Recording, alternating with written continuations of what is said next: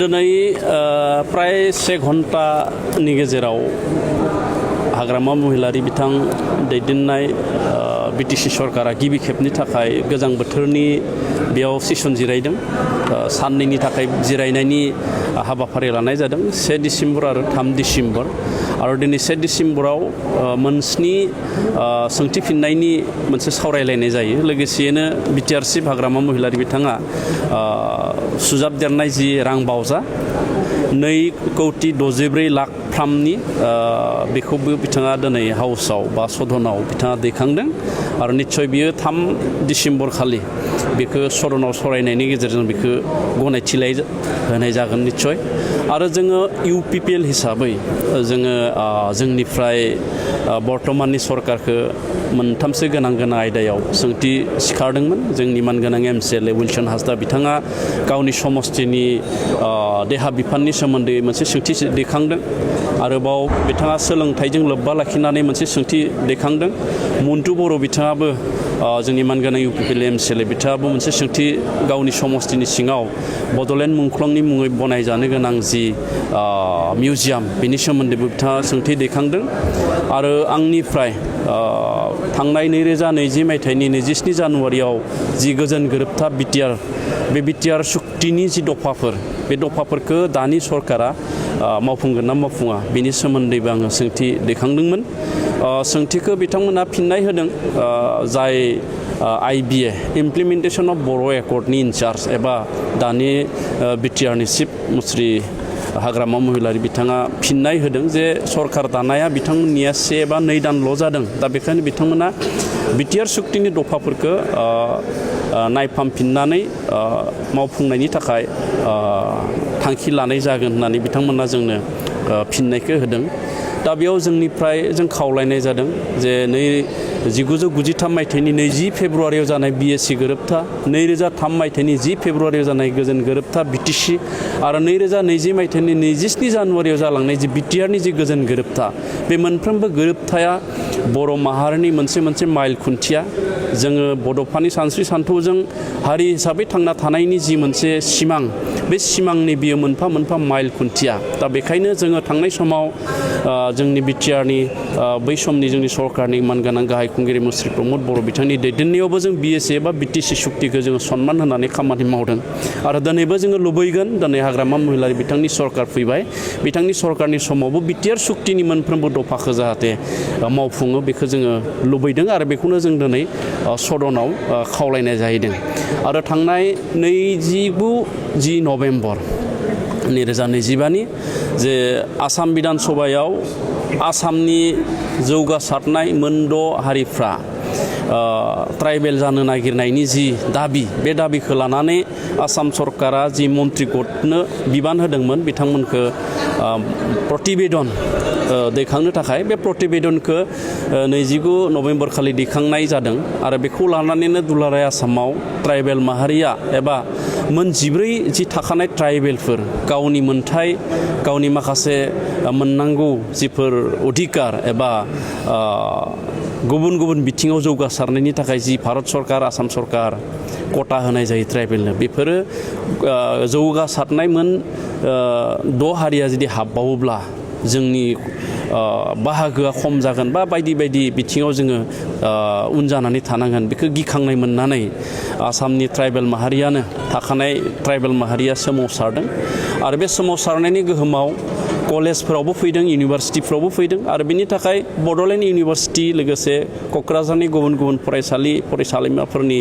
फरायसुला फरायसुलिफ्रा बे 29 नभेम्बर खालि मोनसे धरना होदोंमोन। आरो बे धरनानि गेजेरजों बिथांमोना असमनि गिबि मन्त्रि डक्टर हिमन्त बिश्व शर्मा बिथांनो गोसोखांलाय गथायहरनो नागिरदोंमोन बा गथायदोंमोन। दा बेयावनो बे धरनानि गेजेरजोंनो बोरै जोंनि गोथार मोनसे सदन, BTCनि गोथार सदन, बे सदनखौ गाग्लोबनाय मोनसे जाथाय जालांदों। आरो बेखौ दिनैनि BTCनि एसेम्ब्लिया दुखु फोरमायनानै निन्दा होनानै मोनसे थांखि दिखांनाय जादों। बेखौ जोङो UPPLनिफ्रायबो गनायथि होदों बा मदद होदों। मानो होनना बुङोब्ला BTC बे सदना सोरबा मोनसे राजखान्थि दोलो एबा सोरबा मोनसे हानजानिल' नङा, बे दुलाराय BTR ओनसोलाव थानाय बर' आरो गुबुन गुबुन हारिनि थाखायनो बेयो मोनसे गोथार सदन जाय सदनाव जिरायनानै बिटिआर ओनसोलनि लाख लाख सुबुंनि जौगानायनि रैखाथिनि बाथ्राखौ बेवहाय सावरायनाय जायो दा बेखायनो बे सदनखौ गाग्लोबनायखौ जोंबो UPPL दोलोनिफ्राय निन्दा होदों बिदि जानाङामोन आरो आं खावलायगोन जिहेतु पुलिस प्रशासन दङमोन पुलिस प्रशासनफ्रा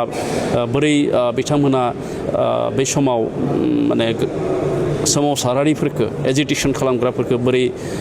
हेंथा होनो हादों हायाखै बेखौ गोबाङानो नुदों दा बेखायनो पुलिस प्रशासनाबो बै खालि मोजाङै जुदि डिउटि होनायब्ला हयथ' जानाय नङामोन बेयो जोंनि मोनसे सोंथि सिखारनानै दं खिन्थु एसेम्ब्लियाव गाग्लोबनाय जाथायाव एबसु आरो UPPLआ थुलुंगा होदोंमोन होननानै BTC चिफ बिथाङा नोजोर होदों बेनि सायाव मा फोरमायदों गाग्लोबनायनि जि जाथाय बे जाथायाव सोर थुलुंगा होदों होआखै बेखौ जोङो रावबो थोंजोङै बुंनो हाया बेखौ बिजिरनायनि हयथ' गोनांथि दङ होननानै जों सानो आरो बे मोनसे इमसनेल मोनसे सृष्टि जादों जिहेतु जों बयबो मिन्थिगौ दुलाराय आसामाव 45 लाख ट्राइबेल दङमोन 14 हारिनि आरो बे 45 लाख ट्राइबेल थानाय एबा मोन 14 हारिनि ट्राइबेलफोरनि थाखाय मात्र 7% थिखानाय मासिफोर थायो गुबुन गुबुन जायगायाव दा बेखौ आरो जौगाखानाय हारिया जुदि दाजाबदेरोब्ला बेयाव मोनसे सानखांनाय हयथ' फैदों आरो आसाम गभर्नमेन्टनिफ्रायबो मन्त्रि प्रतिवेदननि सायाव आरो बोरै ट्राइबेल होगोन बिनि सायाव जिहेतु क्लियारिफिकेसन होनाय जायाखै दा बेखायनो ट्राइबेल माहारिया गिखांदों दा बेखायनो बेयावहाय मा एबसु मा आरसु मा जोंहा टिवा स्टुडेन्ट अर्गेनाइजेसन बा गुबुन गुबुन ट्राइबेल माहारिनि छात्र छात्री बा अर्गेनाइजेसनफोर फरायसा आफादफोर बे गासैबो बे सोमावसारनायाव बाहागो लादों जिहेतु CC ट'आ होननाय मोनसे आफादानो दुलाराय आसामाव ट्राइबेलफोरनि मोन्थाइखौ गोमाजानो गिनानै सोमावसारदों ट्राइबेल संघखौ लाफानानै गुबुन गुबुन माहारियारि आफादफोरखौ लाफानानै दा बेखायनो बे जाथायखौ जोङो थोंजों दाखालि 29 नभेम्बरनि जि जाथाय BTC बिधान सभाखौ गाग्लोबनाय बे जाथायखौ जोङो थोंजोङै बबेबा मोनसे दोलो एबा हान्जाखौ बा आफादखौ जोङो थोंजोङै दाय होनानै बे जाथायखौ जोङो गोलावै लांबाय थानायनि गोनांथि गैया होननानै आं सानो आरो बेवहाय जोङो तदन्त खालामोब्ला मिथिगोन जे सोर बहा थुलुंगा होनाय होयो फरायसाफ्रा बुंदों जे मोनद' हारिसाफोरनो ST जिथु गनायथि होदों आरो बियो एप्रुभबो जाखांबाय आसाम एसेम्ब्लिनिफ्राय दा बेयाव राजखान्थिगिरिफ्रा मानि सिरि थादों दा बे बिथिङाव नोंथांनि UPPL दोलोनिफ्राय माबायदि स्टेन्ड जोंनिफ्राय आवगायावबो जों बुंदों जे बयहाबो गावनि मोन्थाय गावनि मोननांगौखौ बिनायनि राइट दङ आरो बियो गणतन्त्र देश आरो बेवहाय भारतनि संबिजिदा बयनोबो मोन्थायखौ होनो नागिरदों दा बेयाव बिख'नायनि माखासे नियम निति दङ नियम खान्थि दङ बिनि गेजेरजों बियो दा जोंनि UPPL दोलोनिफ्राय आसामनि जौगाखानाय मोन 6 हारिनो ट्राइबेल मर्यादा होनो नागिरनायाव जोंहा स्पष्ट जों बुंबाय थादों जे थाखानाय ट्राइबेला जेबो खहा जानो मोननाय नङा माने थाखानाय ट्राइबेलनि जि बाहागो बे बाहागोखौनो दानख'नानै दस्रानो जाहाथे दाहोथों बेखौ जोंनिफ्राय स्पष्ट बुंनाय जादों आरो अबस्से मन्त्रिनि जि प्रतिवेदन आसाम एसेम्ब्लियाव दैखांबाय बेखौ सावरायनो थाखाय जोङो मोन्थिदों CC ट'आखौ हांख्रायदों दा CC ट'आ सावरायनानै बोरै मडेलजों आसाम सरकारा भारत सरकारनो बे प्रतिवेदनखौ दैथायहरनो नागिरदों बिनि सायाव सोनारो भारतीय BTC बिसायख'थिनि उनाव BJP सरकार दानायनि उनाव प्रथम BTCL एसेम्ब्लियाव बर' बिमा रावखौ बाहायनाय जायाखै बिनि सायाव नों मा बुङो एसे 8 शिड्यूल लेंगुवेज जाहैबाय बर' बिमाया दिनैनि जिहेतु बाजेट एसेम्ब्लियाव बर' रावखौ बाहायनाय जायाखै बिनि सायाव सिंगल बाहायनो नांगौ आसामाव जिहेतु एस'सियेट अफिसियेल लेंगुवेजल' नंला दिनै भारतनि संबिजितखौनो बर' रावजों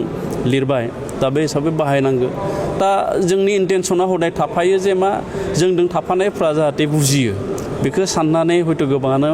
बेबायदि गुबुन रावजों बुङो नाथाय बाहायनांगौ आं खावलायगोन फैबाय थानाय समफोराव जाहाथे बर' रावजों सावरायनाय हाबाफारिया जायो